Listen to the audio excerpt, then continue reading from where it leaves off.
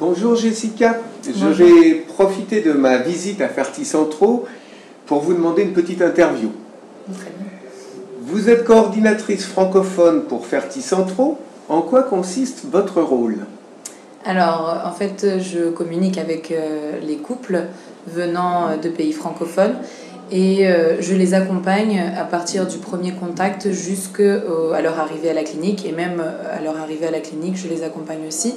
Je transmets leur dossier à notre équipe médicale, à notre équipe de notre département médical.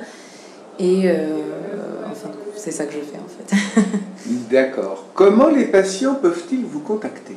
Alors, les contacts peuvent être faits via email ou par téléphone. C'est comme les patients le souhaitent. Il y a deux types de contacts faits. Mais dans quel délai répondez-vous à un email reçu? Alors, nous répondons à nos emails. Normalement, nous avons un délai de 48 heures. Cependant, nous répondons toujours grand maximum 24 heures. Bon, il peut bien sûr avoir des exceptions, mais la plupart du temps, c'est dans les 24 heures qui suivent. C'est vraiment très rapide. À partir du moment où une personne vous contacte jusqu'au traitement, quelles sont les différentes étapes? Alors, il y a un premier contact via téléphone habituellement, où on réunit les informations des patients. Nous leur proposons les différents types de traitements qu'il y a. Ensuite, il faut que les patients envoient leur dossier, qui est analysé par notre équipe de médecins. Donc ça pourra prendre environ 2 mois, en tout grosso modo, hein, à partir du moment du premier contact jusqu'à l'arrivée effective à Ferti-Centraux. Donc il y a ces différentes étapes suivies. Et alors, question très importante, comment sont choisies les donneuses? Alors les donneuses, première chose importante à dire, c'est qu'elles sont sélectionnées au regard de critères sanitaires, et il y a différents types d'examens qui sont faits, génétiques, toutes les sérologies. Donc les donneuses s'il y a le moindre doute sur une donneuse, celle-ci est mise de côté, donc elle n'est pas sélectionnée. Et ensuite, pour le choix de la donneuse attribuée à chaque receveuse, en fait, la donneuse est choisie selon les caractéristiques physiques de la receveuse, ou si c'est un couple, des deux éléments du couple. D'accord. Quel type de renseignements pouvez-vous communiquer? Je suppose que vous ne pouvez pas donner de photographie ou quelque chose comme ça. Non, la loi au Portugal considère que le don doit être anonyme, donc il n'y a pas de photo qui est donnée. Cependant, il y a quelques petites informations qui peuvent être données. Bon, le poids, l'ethnie, l'âge, la couleur des yeux, des cheveux. Voilà. D'accord. Vous savez que la France est un pays très métissé. Avez-vous des donneuses de tous les types ethniques? Oui, nous avons des donneuses de tout type ethnique.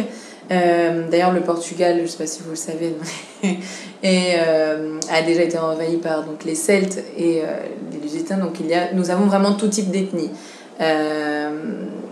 De races noires, asiatiques, mais aussi blondes aux yeux bleus. Bon, nous avons vraiment tout type d'ethnie. Je suis sûr que les gens qui nous voient vont être très surpris d'apprendre que les Celtes ont envahi le Portugal et qu'on trouve donc de grandes femmes blondes aux yeux bleus. Parlons argent, parce qu'il faut bien en parler de temps en temps. Comment se passe le paiement si quelqu'un veut faire un traitement à Ferti-Centraux? Alors, le paiement, dans un premier temps, le paiement est fait en 2 fois en fait. Il y a un acompte à verser de 1 000 € au moment où le patient décide vraiment d'avancer, donc où il y a une mise en contact avec le département clinique, médical. Et ensuite, jusqu'à la veille de l'ICSI, doit être versé le montant restant, le solde restant. Bien sûr, c'est un peu difficile parfois pour les couples de verser comme ça 1 000 € avant de connaître les éléments de la clinique, mais il y a une référence.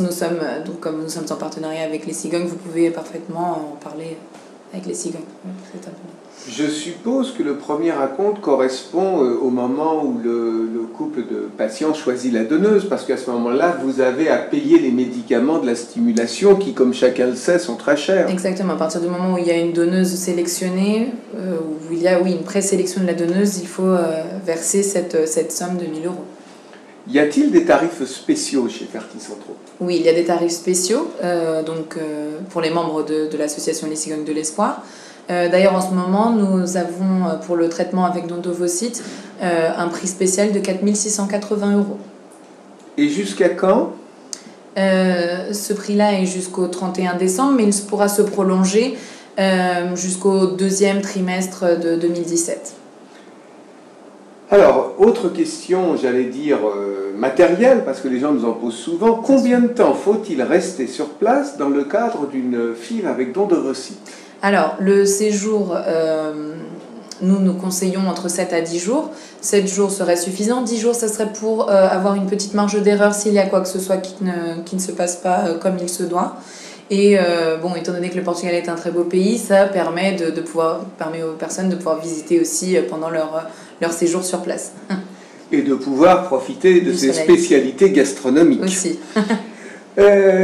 Proposez-vous donc d'assurer les transferts de l'aéroport et l'hébergement? Bien sûr, nous disposons d'un service de transport et aussi d'hébergement. Donc nous avons un chauffeur qui pourra aller chercher les patients aux 2 aéroports les plus proches de Coimbra, donc Porto et Lisbonne. Et nous sommes aussi en partenariat, nous avons des protocoles avec des hôtels et studios. Donc nous pourrons nous occuper des réservations sans problème.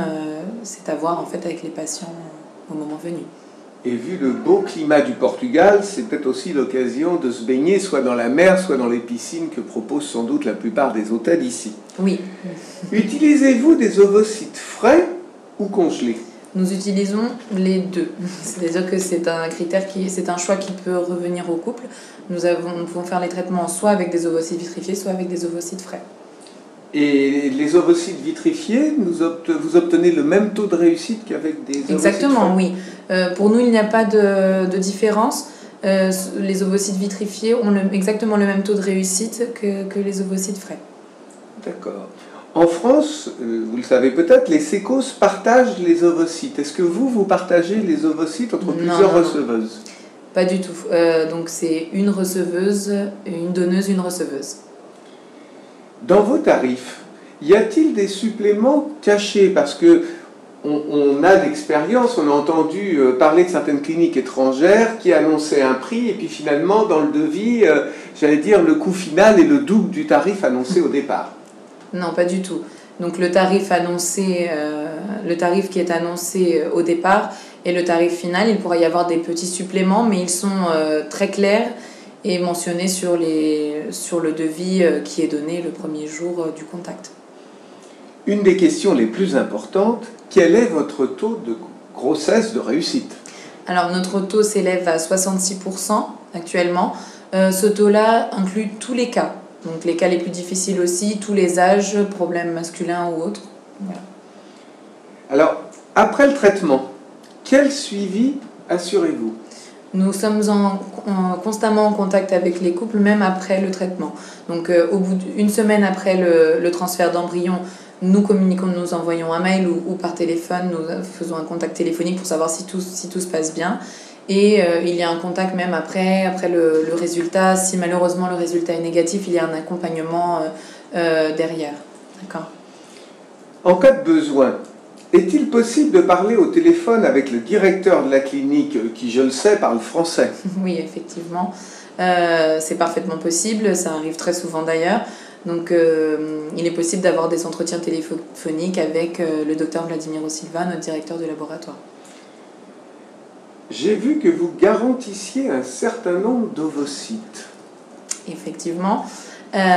Nous garantissons toujours un minimum de 6 ovocytes. C'est-à-dire que si une donneuse a moins de 6 ovocytes, elle ne sera pas sélectionnée pour un couple.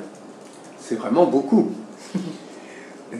Jusqu'à quel âge vous acceptez de pratiquer le don d'ovocytes? C'est aussi une question qui revient très souvent. Nous pratiquons le don d'ovocytes. Donc la loi au Portugal n'a pas de limite d'âge pour le don. Cependant, à Ferti Centro, nous considérons que 52 ans, c'est l'âge maximum. Je suppose que pour un âge, j'allais dire, un peu plus élevé, entre 50 et 52, vous demandez un certain nombre de garanties médicales ou un certain nombre d'informations supplémentaires ou d'examens supplémentaires. Oui, il y a des examens supplémentaires qui sont demandés. Ça, c'est à voir ensuite avec l'équipe clinique. Et aussi, il faut qu'il y ait un accompagnement d'un médecin en France. Y a-t-il un délai d'attente pour bénéficier d'un traitement à Ferti-Centro? Non, pas du tout. Le délai d'attente, en fait, sera en fait de la préparation en soi, qui peut prendre environ 2 mois grand maximum. Et vous, alors Jessica, êtes-vous facilement joignable? Moi? Oui, les couples ont accès à mon numéro personnel, donc c'est mon numéro de portable, et peuvent me contacter à n'importe quel moment. Bon, pas trop tard non plus, mais... Eh bien, merci pour cette interview et je pense que toutes les personnes intéressées pourront retrouver toutes ces informations sur le site de Ferti-Centro, ferticentro.fr. Exactement. Merci beaucoup.